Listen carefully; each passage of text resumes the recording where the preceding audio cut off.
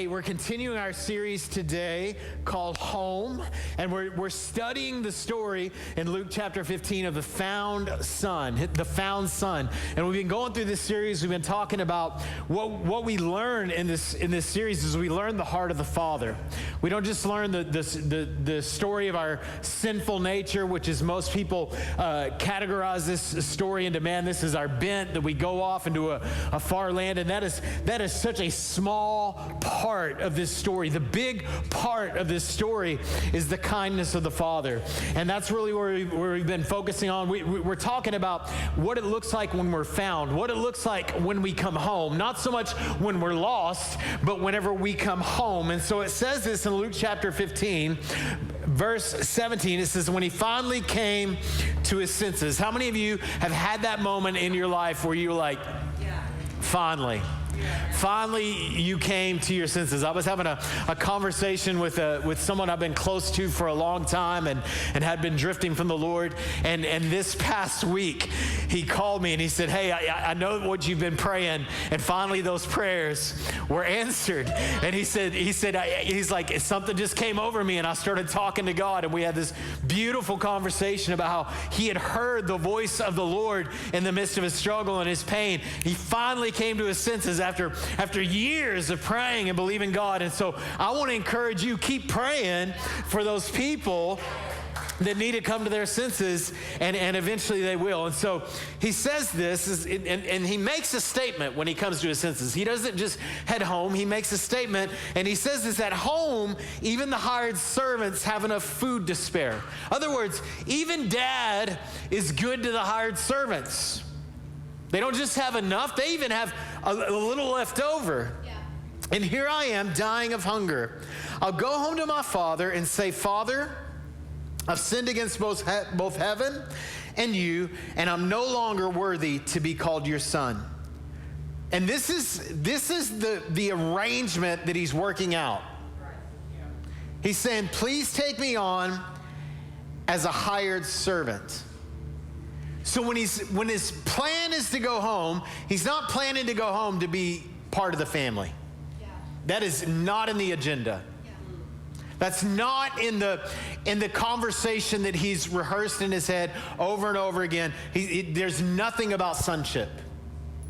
There's nothing about being part of the family. His arrangement is, I've blown it. I'm no longer worthy to be called your son. So I will come and work for you. This is the agenda. This is the plan. Dad will just let me live out back. And so this is what he's rehearsing on the way home. And so he returns to his father, and while he was still a long way off, beautiful part of the story, you can go back and listen where we talk about this in depth. The father saw him coming, filled with love and compassion. He ran to his son, embraced him, and kissed him, and he said to his father, and here he goes with the speech, Father, I've sinned against both heaven and you, and I'm no longer worthy of being called your son. Now, he's about to get into the part to please take me on as a hired servant, and before he can get there, the father stops him. We're not going to have that. You can just stop right there.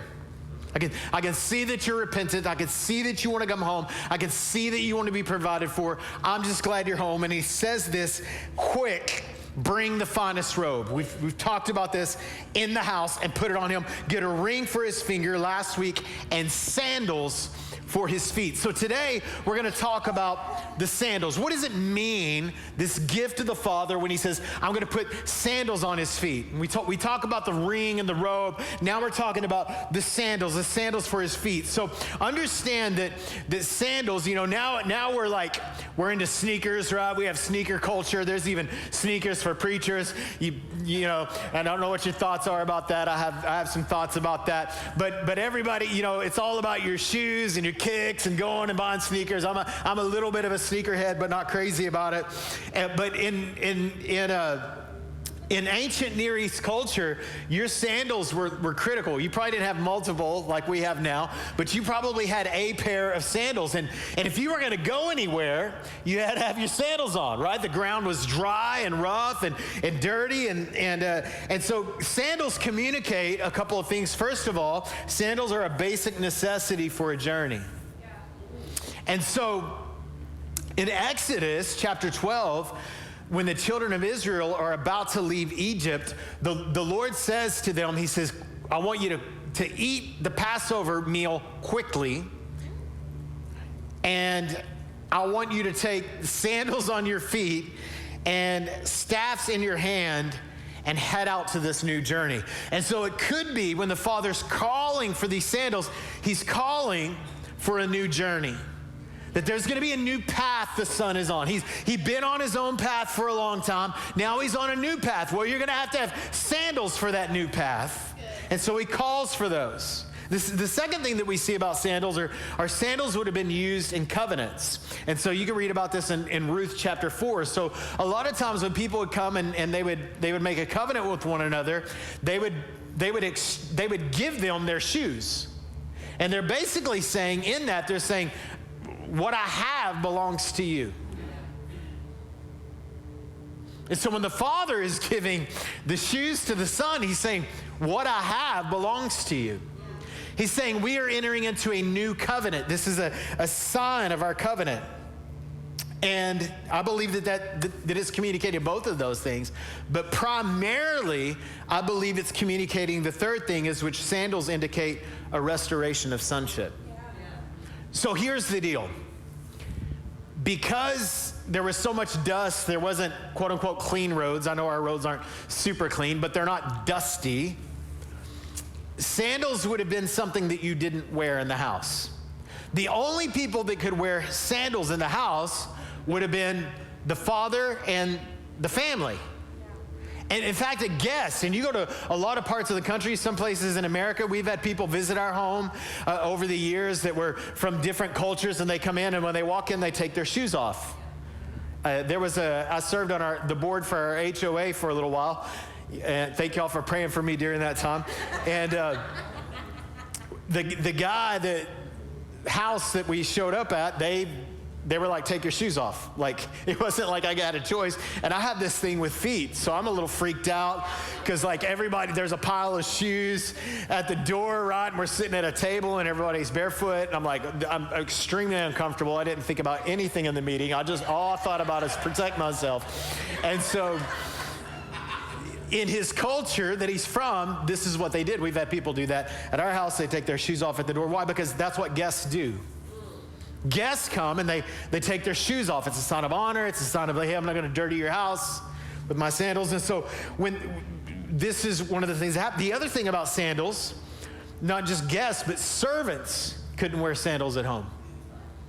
If they even had sandals. Now, most servants didn't have sandals because servants didn't have anything.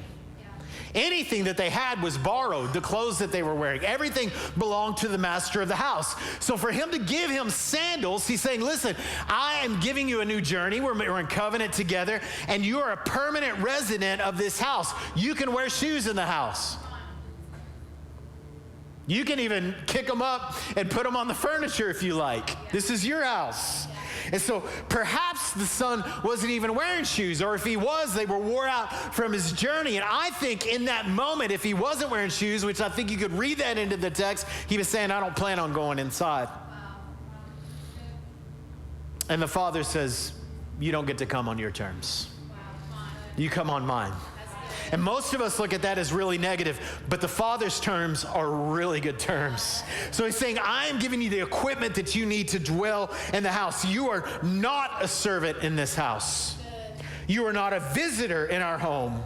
This is where you belong, son, and all I have is yours. And so the word servant, which is really our focus today because this is the plan of the Son, that word servant is the word doulos, which is a bond servant. And so the way, and much like today, the way servanthood worked would be that you went to someone because you were in debt and they pay off your debt, and so you basically are working for them.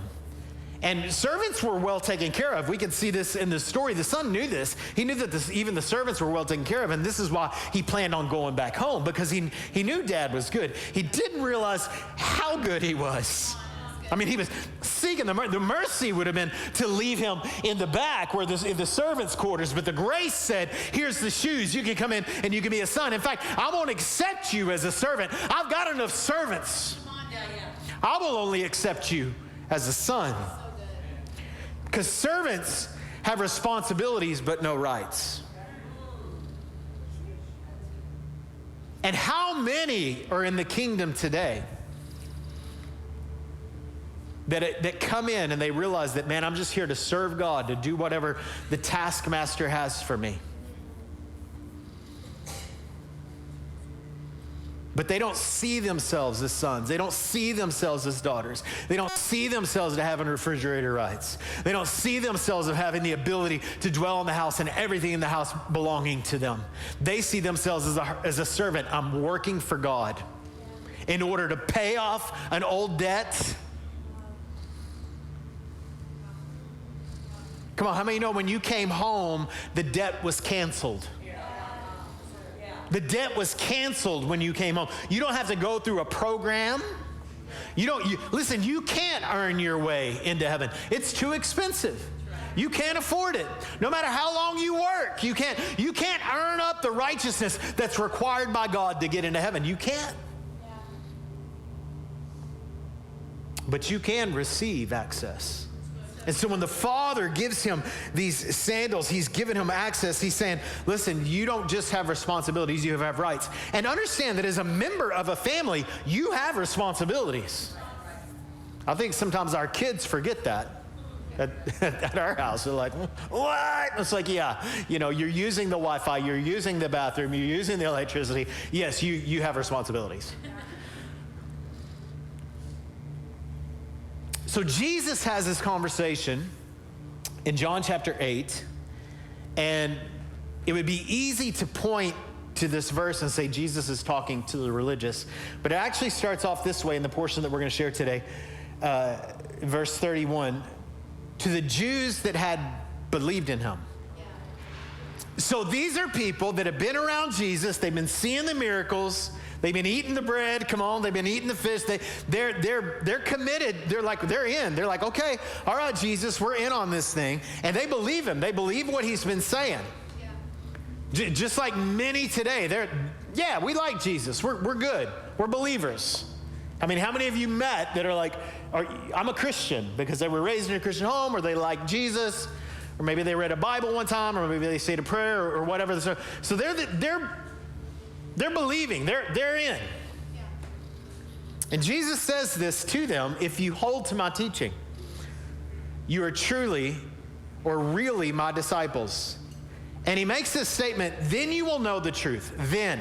Yeah, right. It's good. Now they're already in. They've already signed up. He says, but if you hold to my teaching, you're my disciples. You don't get to call yourself a disciple of Christ because you signed up. Right.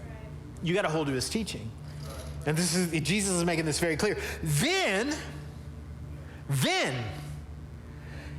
I would suggest then and only then you will know the truth, and the truth will set you free. Yeah. It's good. Now, knowing the truth alone doesn't set you free. You've got to be following. And a lot of people, we make that statement, the truth will set you free. Lost people make that statement all the time. People that don't know the truth will set you free. That is not the claim of Jesus. He says this: if you're my disciples, if you're following me, and you know the truth, who he is the truth, then he will be set free. And they answered, and this was their response. What are you talking about, freedom? We are Abraham's descendants and have never been slaves to anyone. How can you say that we shall be set free? And maybe they had forgotten about Pharaoh. Maybe they had forgotten about, no, you have been slaves to someone before. Maybe they forgot about Babylon. And Jesus replied, I tell you the truth. Everyone who sins is a slave to sin. Now, a slave has no permanent place in the family. See this? So a servant or a slave, it's not permanent. It's there for a time. But a son belongs to it forever. Come on. When he was given those shoes, he wasn't saying, let's try it out. Let's see how it goes. Let's give it 6 months. It wasn't the arrangement of the father. He says, I'm all in. Now, a slave has no permanent place in the family, but a son belongs to it forever. So if the son sets you free, you are free indeed. And we have a lot of people, and I would encourage you to go back this week and read, dig into John chapter 8. They're like, man, we have Abraham as our father, and this is their claim. We're Jews. We're good with God. And Jesus tells them, later he says, you claim Abraham, but you don't do what Abraham did. You don't believe, and you don't follow, you don't obey. So it's easy to call, and in fact, Jesus gets to the point to where he says, you're actually the children of the devil. Jesus would never say that. Apparently he does. And again, Jesus is telling these hard truths to people that are saying they're signed up. I want to talk today about 3 areas of bondage. 3 areas of bondage. And the first is what we've already talked about, is sin. And it can be any sin. It can be drug addiction. It can be sexual addiction. It can be gossip addiction. It can be bitterness addiction. Come on, all those things are sin, by the way. And what happens is when we sin, when we develop this pattern of sin in our life, we become enslaved to it. And so we say things like this, I can't stop. And we'll even go to the point and say this is how I am. Or this is how my dad was. So I have this sin in my life, I can't not do it. Why? Because you're a slave to sin. Because when you partner, and I'm not talking about like you mess up, but we're talking about the habitual sins in your life, a practicing of sin. Right. Here's the deal when we sin. And I would encourage you to never make excuses for your sin. Yeah. And we all have our bents, right? We all have our struggles. Don't ever make an excuse. Don't say, well, my parents raised me this way, so it's really hard for me to be, whatever. Or I've had a lot of church trauma, and so it's hard for me to be forgiving. We make all these excuses. It's sin. Call it what it is and hate the sin that you have. Don't hate the experience that you have. Go ahead and hate that, but don't hate that more than what you're participating in. In fact, the Apostle Paul tells us to abhor what is evil. And what I want to be is I want to be one that hates the evil in my life more than I hate the evil in the lives of others. And are you there? Are you sober enough to know that your sin is a stench in the nostrils of God? Even though you're in the family, it still reeks to the Lord. And then go, how many do we know that are just pointing fingers at everyone else's sin and they're gossiping about it?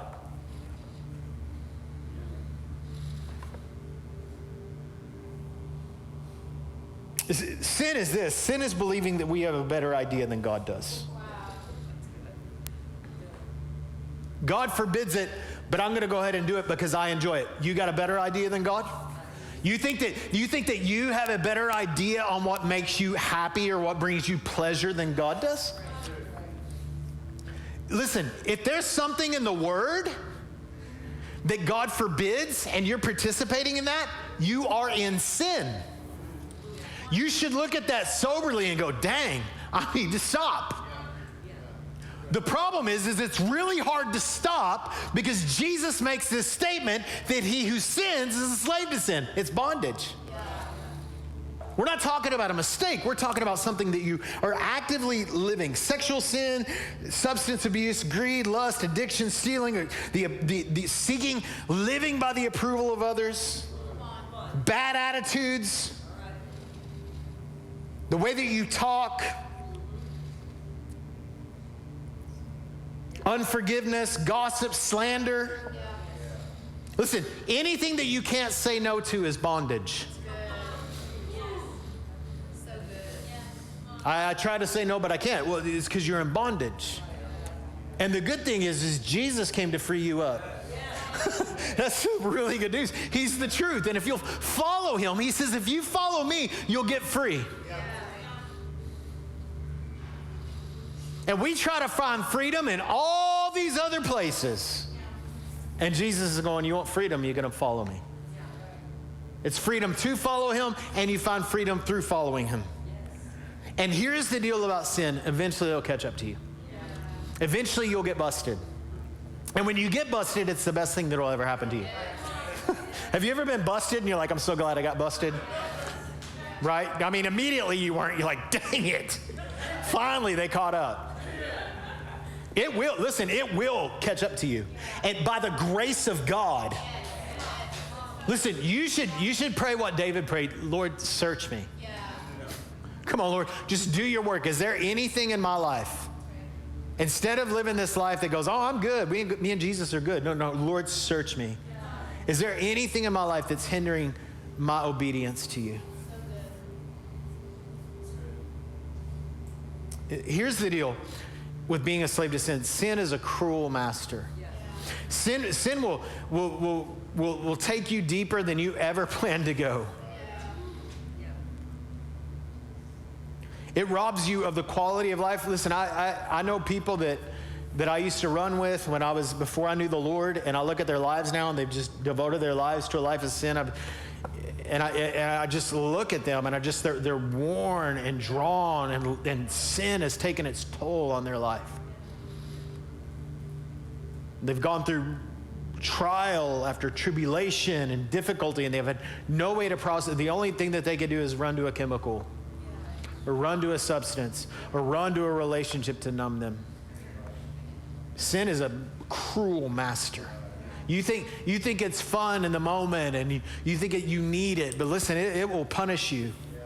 Listen, your sexuality is so important because you think it's just fun and games, and it's hard to keep yourself pure and all this stuff, and then you get married and you're like, why are we having so many intimacy problems in our marriage? It's like, well, because sin, you have this sin issue in your life, and you've justified it, and you wonder why you don't have a good sexual relationship in your life. Is because you've treated sex like it's cheap.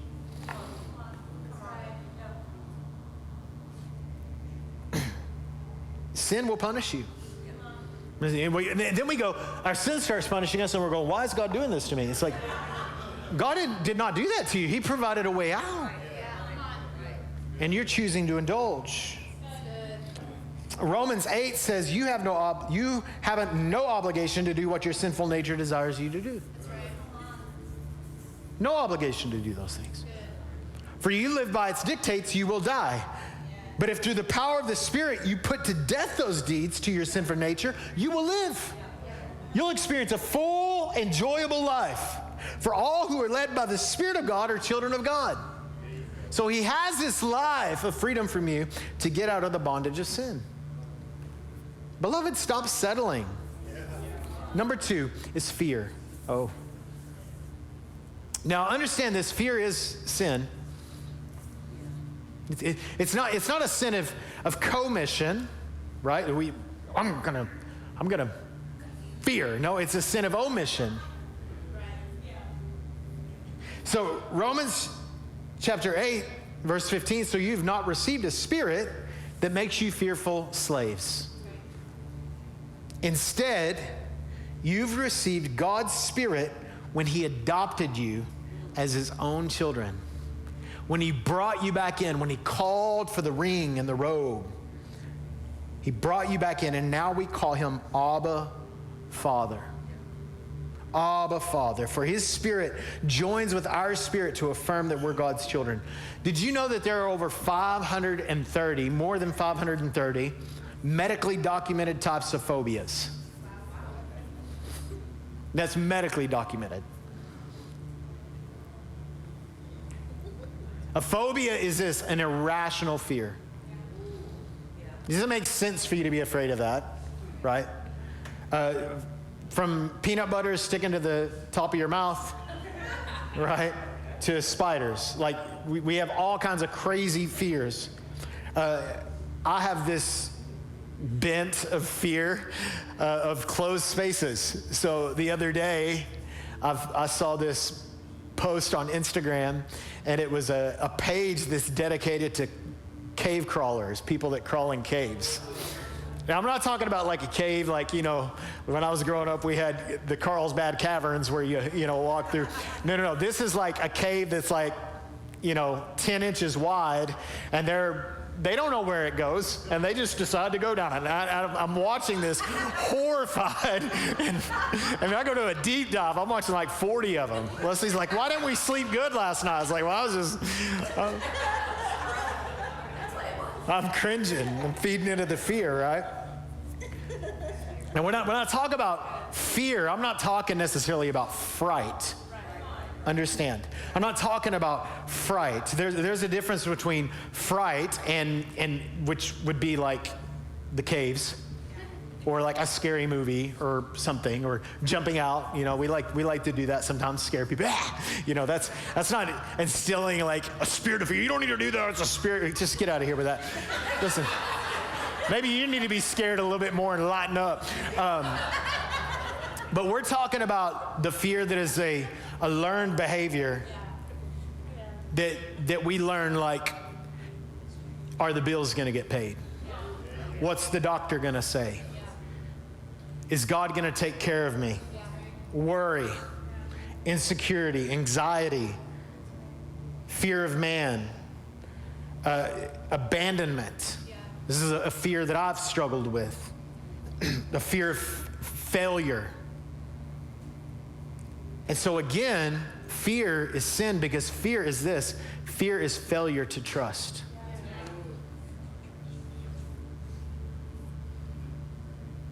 I could never obey God because I'm afraid he wouldn't take care of my finances. I'm afraid to obey God in purity because I don't want to be alone.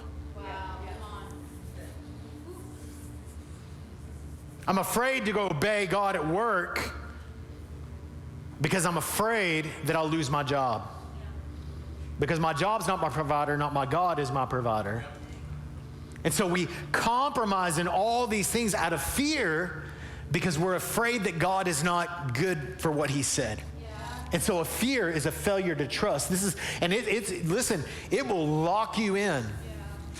It will lock you in. And so fear is a terrible, terrible, terrible master, just like sin is. A third bondage is well, let me say this. Some things that won't help your fears, real quick. Number one is hardness. Being hard-hearted. Right? Being like, just numb. Being hard towards people. This is the deal, like, I'm not going to trust anyone. I'm not going to be in a relationship with anyone because I'm afraid I'm going to get hurt. And so we kind of numb ourselves, right? We kind of turn ourselves off. The problem is when you do that, you also mute the Lord. And so when you have a hard heart, you just have a hard heart. Well, I just have a hard heart towards people, not towards God. I would suggest you probably do. Because most of the time, God is going to speak to you through other people. Most of the time. Most of the time. Not always, but most of the time. Number two is masquerading fear as faith.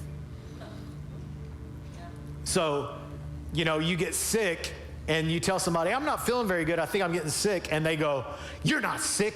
Don't speak that. All that is fear. You think that by saying you're sick, you're somehow invoking the judgment of God or invoking, that is ridiculous. That is fear in itself. Well, be careful that you make sure and it's important to say the right things. It's important. We believe in that. We believe in the confessing the word of God. Absolutely. I'm not feeling well, but by his stripes I'm healed. We believe that. But it's also okay to identify reality. And so what we have is a lot of people that are like, oh, you better not say that. You better not watch that. You better be careful. You're going to have doors open up. You better not listen to that or you're going to have demons running around your house. I'm like, oh, seriously? Like you're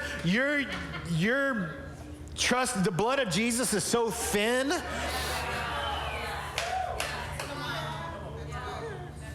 The work of Christ is so weak. You better be careful. You better not ride in an airplane. You're going to get a demon. Right? And all that is fear, and they're calling it faith. Oh, Jesus, Jesus, Jesus. I've seen people do this. Something happens, they're Jesus, Jesus, Jesus. Are you saying that name out of faith or out of fear? Because he doesn't answer fear. He answers faith. This is what he answers.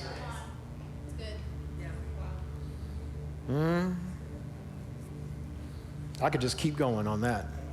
That's a fun one. All right, number 3. Because we've all like, dealing with people that masquerade their fear as faith. Don't put that on me. Take that somewhere else. If you don't be careful, that demon's gonna get a hold of you. And that sounds like fear to me. That doesn't sound like faith. Number 4, and it doesn't mean not to guard yourself and all that. Please, I hope that you're mature enough to not be unbalanced or not robust in the scriptures, which I like to say. Number 3 is worrying. Worrying doesn't work. Or you could say it does work because most of the things you worry about never happen. So worrying is meditating on the wrong things. That's what worrying is. And it doesn't help you. It just makes you more fearful. Oh, what are you going to do? I'm going to do what I always did. What are you going to do if so-and-so becomes president? I'm going to do what I'm doing right now. Yeah. My life isn't dictated by that. Yeah. My life isn't dictated by who's in office. Yeah. Jesus is king. I'm not saying that those aren't important issues. They're absolutely critical. But am I worried about that? No, I'm not worried about it. Yeah. I'm worried about people that are ultra worried about it.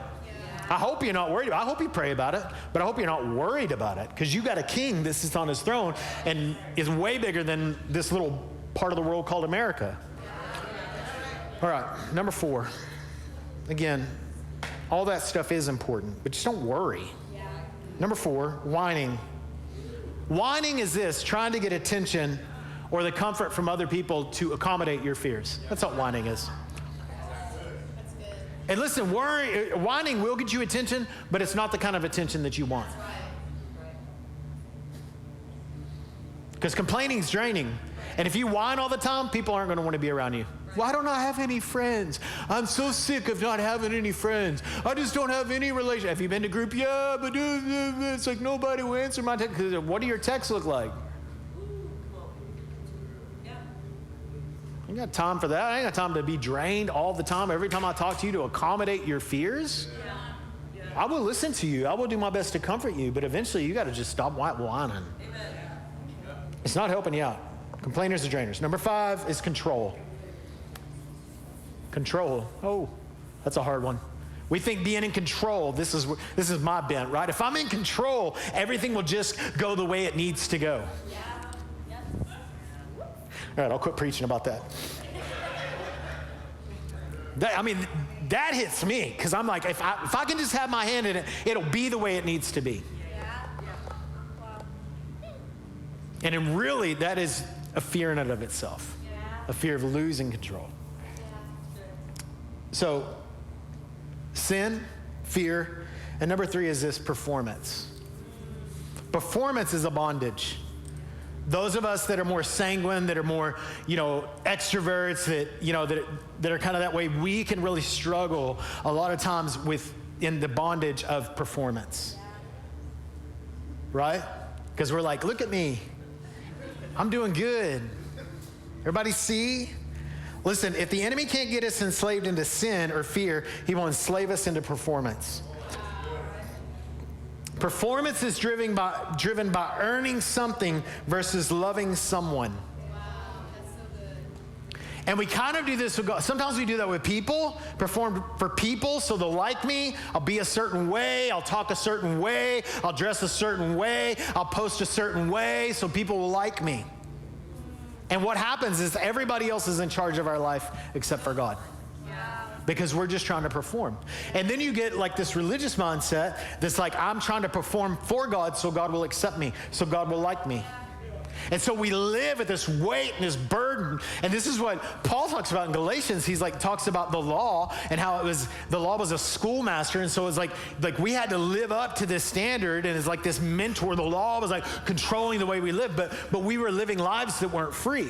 Like we might have been doing some of the things really good out of obligation, but there was no delight. There was no freedom. When Jesus comes and says, love the Lord your God with all your heart, soul, mind, and strength, we pull out a list and go, look, I'm doing it. And then you forgot the part where it says with all of your heart. And you go, look, with all my deeds, look at the list. And he's going, but is your heart bought in? And so we have this performance mindset where I got to do all these right things so God will like me, so God will accept me.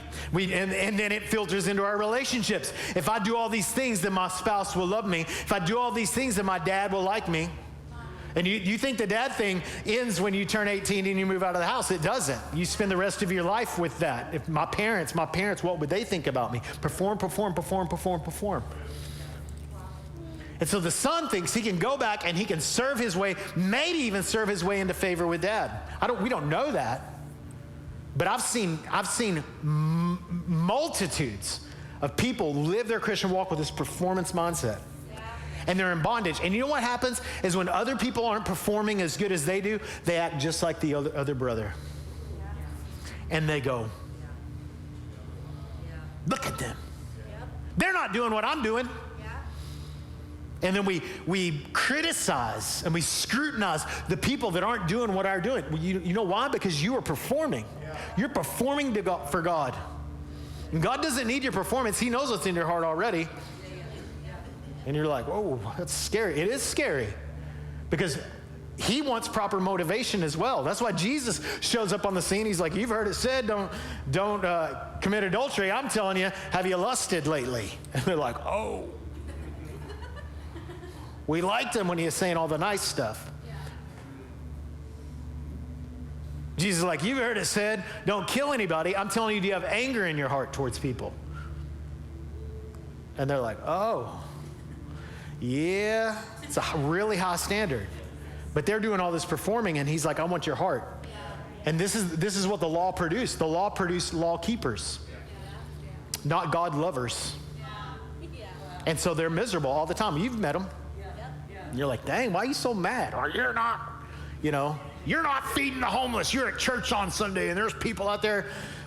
I mean, how many times have I heard that? If you were a real Christian, if you were doing what I'm doing, you would be accepted by God. At the end of the day, that's where it gets.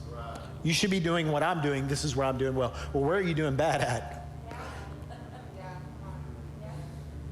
So if you're obeying Jesus out of a burden, you're operating as a slave, not a son. A hireling, not an heir. And a laborer, not a lover. And he wants you to have this reference point so whenever you live out your faith, it plays out in a delightful way. Then you find joy.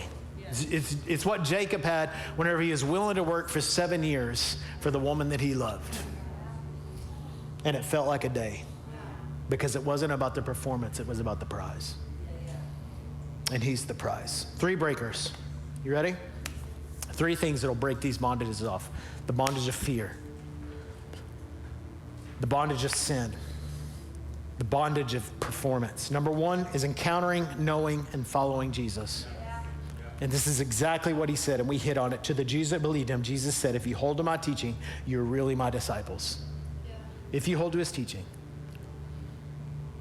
Then you'll know the truth, and the truth will set you free. Some translations, the truth will make you free. Freedom isn't having really good discipline to say no. That's not freedom. That might be what happens first. But until the taste of sin is gone. Come on, beloved. That's what I'm believing for you and your bents. That the taste of that, the appetite that you have to do that which God opposes is completely gone. That's what I'm believing for. That you'd be really free. Listen, when we talk about following Jesus, we love that language. We've kind of got into this thing where we think good vibes will break the yoke. A good feeling will break the yoke. Right? I mean, it's kind of the way that we operate, right? And what we're doing is we're trying to solve spiritual problems with earthly means. If I can feel a certain way, then I won't have that bondage anymore. If I can talk to the right person, I won't have that bondage anymore. And then you're talking to the same person 30 years later. Listen, there's freedom for you. It's encountering Jesus, knowing Jesus. So it's not just about the moment where you get the fuzzies. Those are great. But breaking the yoke doesn't just come from the moment. Breaking the yoke comes from knowing the man. You take the moment with you. You have the fellowship with him in the car and at the house and in the morning and when you're awake in the morning and when you go to bed at night. And following Jesus, you're living out those things. And it might feel like an obligation and it might be hard for a little while, but you're doing it because you love him. And this is what, there's certain things, it's just like a marriage. There's certain things in a marriage that you do because you know it honors your spouse. And it's not easy for you to do because it might be contrary to your nature, but you're in covenant. And you love this person and you want their heart ravished. It's the same way it is with God. So encountering him, knowing him, having the fellowship with him, and following him. You said you have to break the bondage before you come to Jesus? No, you come to Jesus, you follow him, and then he breaks the bondage. You're following. Following him sets you free. Just don't get hung up on the struggle.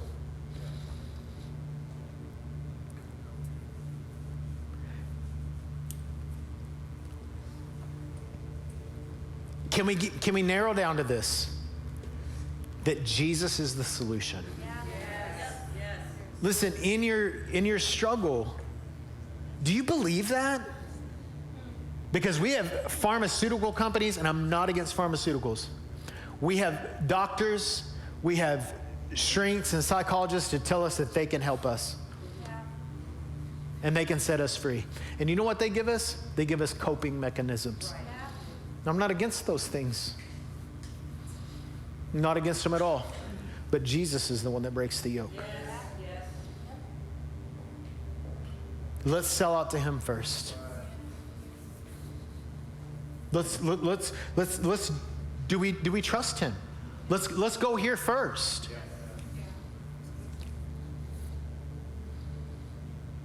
Number 2 is trusting that Abba is good, perfect, and loving. That what he has is good. What he has for you is perfect, and it's loving. He is not a tyrant taskmaster. Did you know that the slaves were forbidden to call the father of the house Abba? They were forbidden to call him any terms of endearment because they worked for him.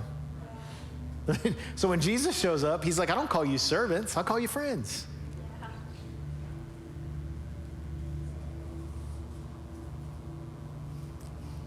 That word trust, so hard. Here's the deal. The goal is to be dependent upon Jesus. That is the goal. I'm learning.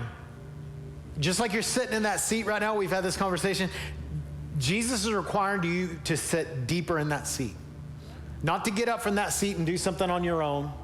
He's requiring you to go deeper into that seat. The thing that Jesus is always going to require of you is trust. He's always going to require that of you. He's always going to require faith, if you like that word better. I don't necessarily like that word better because sometimes it's been abused. We've made it a force instead of a thing that we do. Okay. Listen, a childlike faith is not something we must grow out of, but something we continue to grow into. So a childlike faith, that's what I'm going after. So my kids, listen, they don't go, Dad, we're running out of Oreos. Are we going to have food at the house, Dad? Or are we going to have air conditioning? Or are we going to have electricity? They don't worry about any of that. They just trust that their parents are good enough to provide for them. And we are. Probably too much. Probably thinks that we shouldn't provide them too much. But I'm learning to trust the Lord more. It's not easy. What's easier for me is to get into my performance or to get into trying to do things and manipulate and work things on my own. So when Jesus makes this statement, he says that anyone who does not receive the kingdom like a child will never enter it. He means that. He's not saying the children. He says like a child. He's not saying, we've used this for different things, and I'm not against this. But listen, his focus here is, you see these kids who just trust so easy? They're delighted to do it. Okay, we're going over here. We're okay. They're kind of oblivious, kind of gullible. Listen, what if the people of God really believed God at his word like that? What if we believe, I know we have little sayings that, we get annoyed by, God said it, I believe it, that settles it. But what if we lived like that? What if we really lived our life according to the word of God, according to what God said, and we really trusted what God said? And we didn't feel like that we had to get our hands involved. You know why you feel like you got to get your hands involved? It's because you're in bondage. And I'm not hating on you. I'm inviting you into a deeper reality. Just trust a little more. And then tomorrow, a little bit more than today. There's no fear in love.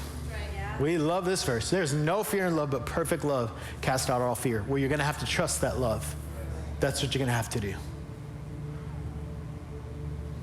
And number 3 is simple, joyful obedience. This is what religion teaches you. Complicated, frustrated obedience. That's what religion teaches you. Just grin and bear it. There are seasons you have to grin and bear it. When I go to the gym, I grin and bear it all the way out the door. When I got in these kickboxing classes, I'm sure I'll talk more about this. I'm not real happy. I don't want to go.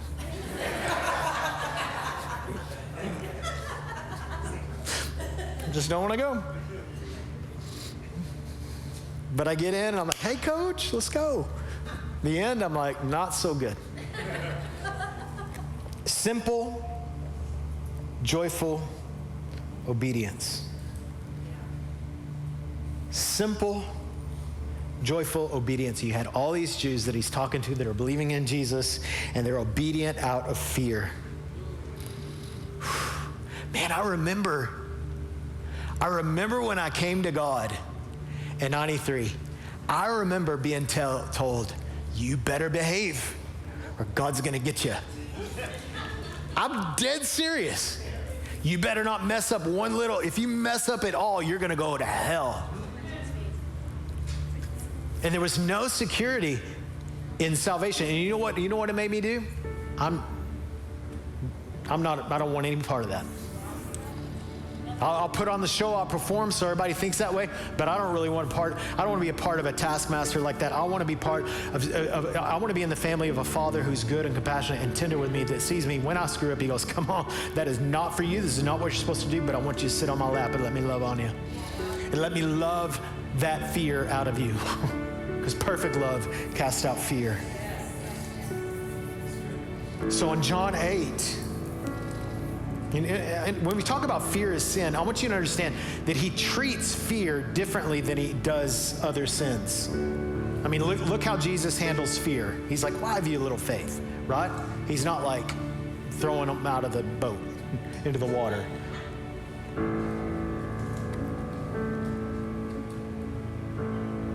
So they're promoting, we're children of Abraham. And he's like, you're not even doing what Abraham did. And this is what Hebrews says about Abraham. It is by faith that Abraham obeyed. He said, this is what the children of Abraham do. And the Abrahamic covenant, it's real beautiful. If you have time to look at that this week. It is by faith that Abraham obeyed. It is by faith that we obey. It's trusting that Abba is good.